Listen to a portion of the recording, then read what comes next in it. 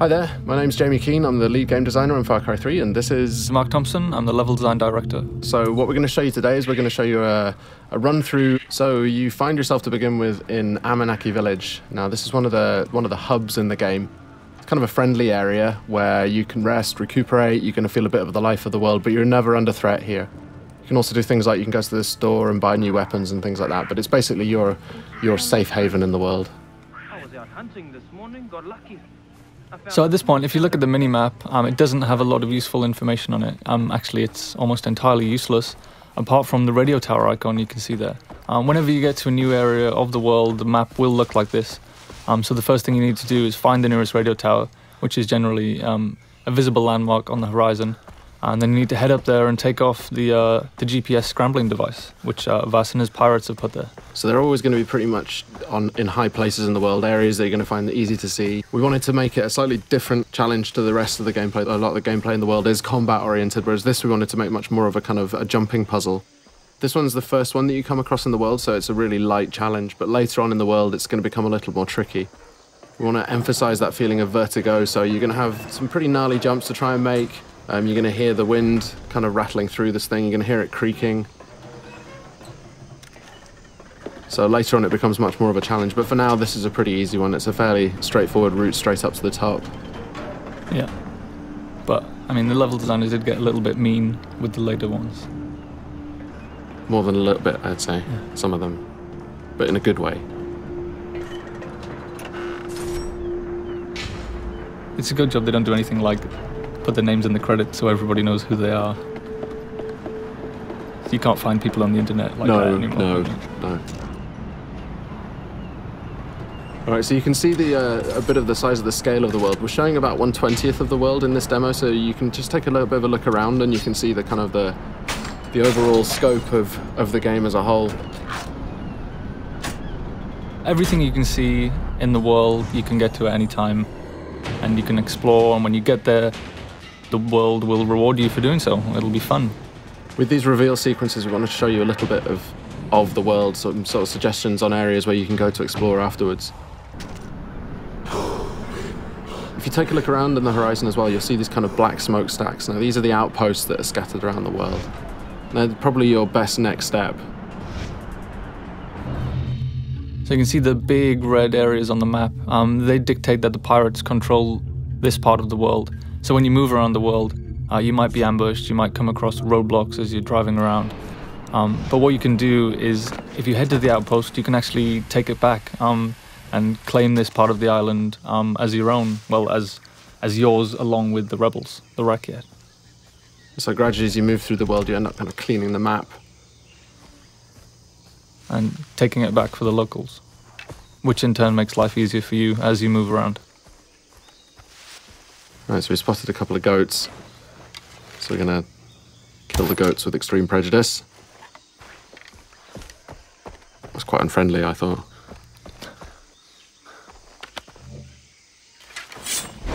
That was more unfriendly, though. Yes, certainly. Yeah. All right, so we skinned the goat, so now we've got a skin from the goat, so we can use that to craft. This is the crafting menu, and in here you can see all the different things that you can use animal skins to craft. Right now we're going to go and we're going to craft a weapon holster, which is going to let us then carry 4 weapons. The loadout that you have in this demo is a little bit, we kind of cheated slightly just so that it was more fun to play for the demo, but normally you would have to build up from pretty much nothing. You know, you start off in the world and you start off like Jason starts off in this world. You know, he's this young 25-year-old guy without much of a clue, and he's kind of got a gun and nothing much else, so there's a parallel there between the way that Jason starts in the world and the way that you start in the world. Again, the locals need the help of a plucky young hero. Jason hears the call of duty and sees an opportunity for a Medal of Honor, so he heads out into the battlefield to try and resolve the crisis in uncharted territory. And it's kind of the borderland between a serious... Alright, so we're here at the outpost now. Now we've got the camera out, which is going to give us a kind of a bit of a chance to look around and spot some enemies, tag them so we can work out a better route, a better path. This is one of the things that wasn't part of Far Cry 2 really, but it was a cool feature in Far Cry 1 that we liked, so we brought it back. And these outposts as well, they're going to really change the feel of the world. If you take them out, then you control the area, and then the Rakyat are going to move in. It's no longer going to be enemy controlled, it's going to be friendly controlled, so it's much easier for you to move around in the world. But you've got to take it out first. And one of the things you want to avoid is getting these guys to set the alarm off. So you can approach it just all guns blazing, or you can charge in and well, not charge in fact, but take it a bit easier and try and do more of a stealth route. Spot the guys first, try not to get spotted. If they do spot you, they're going to run for an alarm, so you want to stop them setting that alarm off.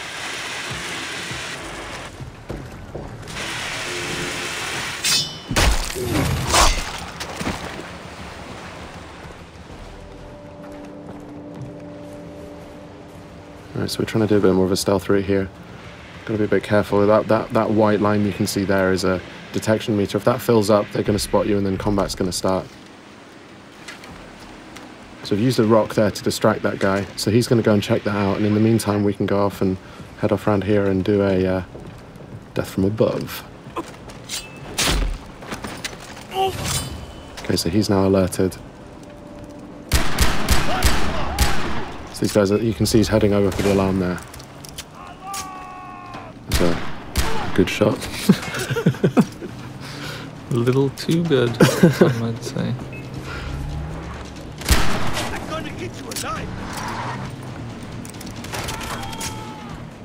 Alright, so it's all kicked off now because they can hear you. So this is the thing, I mean, once you do go weapons loud, the world reacts to it, and the world's going to come and find out and see what you're up to.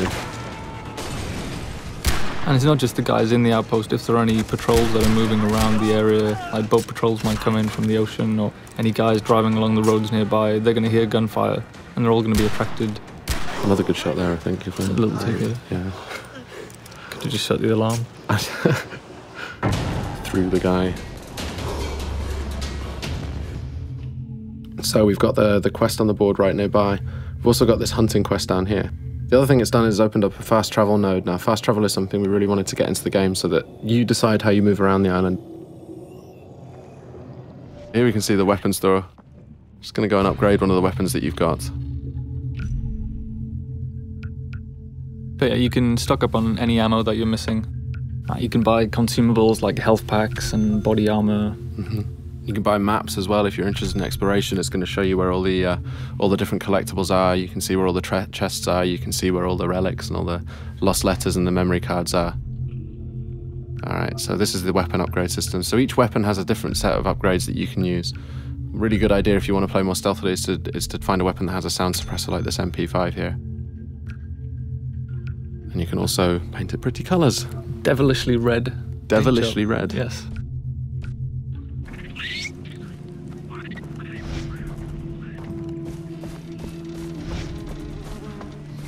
Alright, moving up to take this quest, which is just on the board over here.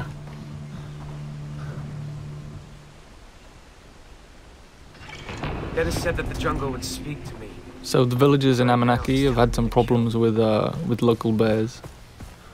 They've been killing them, I guess. That's the problem they've had with them. They've been dying by bear. And the thing with these as well is we want to add a sort of a gameplay challenge as well. So it's not just going to be a question of getting in there and shooting them, however, but we want to add a little bit of a challenge in terms of the weapon that you can use. So this one, you've got to use a shotgun to take these bears out. You've also got to find out where the bears are. So you've got that 3D objective marker, sorry. You can use a knife as well. Oh yeah, you can use a knife too, yes.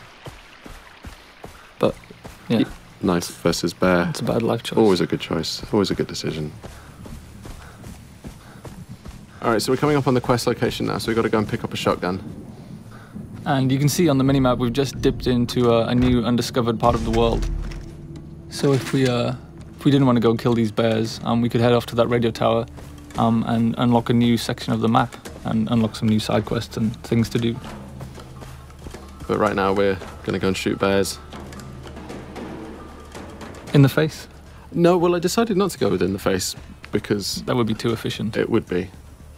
But there we can see it.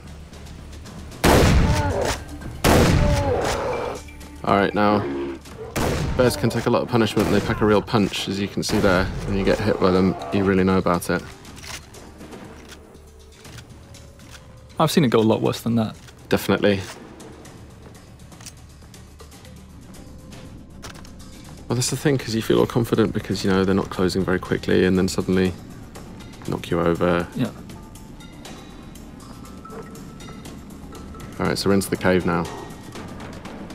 And this is it's a whole new dimension, I guess, that we added to Far Cry, is lots of interior spaces.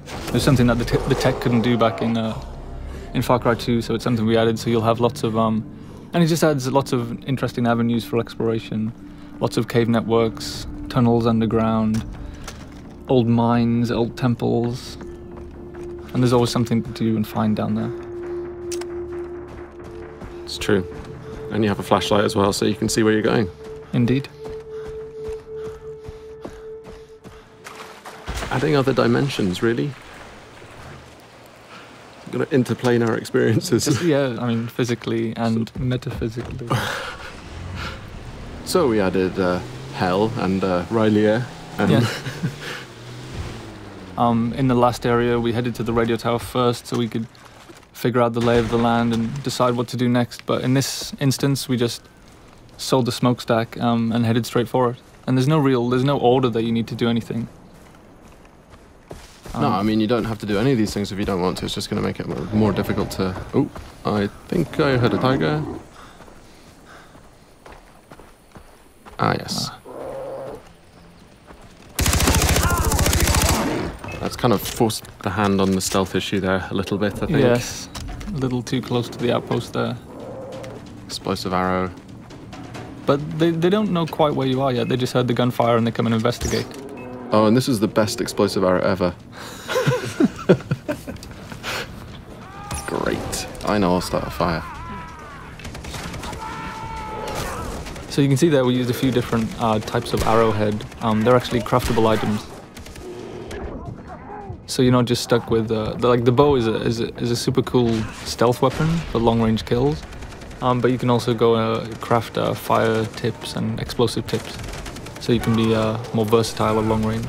But it still stays stealthy even if you've got those kind of like more full on arrowheads on them. Stealthy explosions. Yes. Stealth explosions. I think we should do that in the real one as well, actually. Stealth explosion.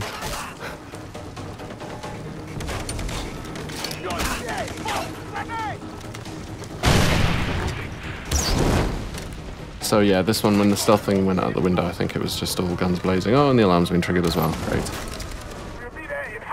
But you can see we've got, obviously the fire tech is back from Far Cry 2. I wanted to really make sure that we kept that one in.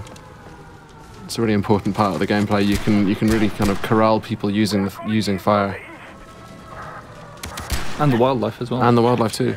Now you may have heard just on the VO there, they're letting you know which direction that they're coming in from, so you can kind of prepare. If you've got a little bit of time, you can see that countdown ticker, and you can kind of prepare for when these guys come in. That was a warm welcome. Yes. And there he goes, flying through the air. No fun was had there at all. No. No, I didn't enjoy that at all. I enjoyed the bit where you missed everyone with the arrow at the start. Really? Still? Seriously? Man. And that's the end of the walkthrough today. So thanks very much for listening in. Far Cry 3 is coming out on Xbox 360, PS3 and PC. Looking forward to seeing you guys out there.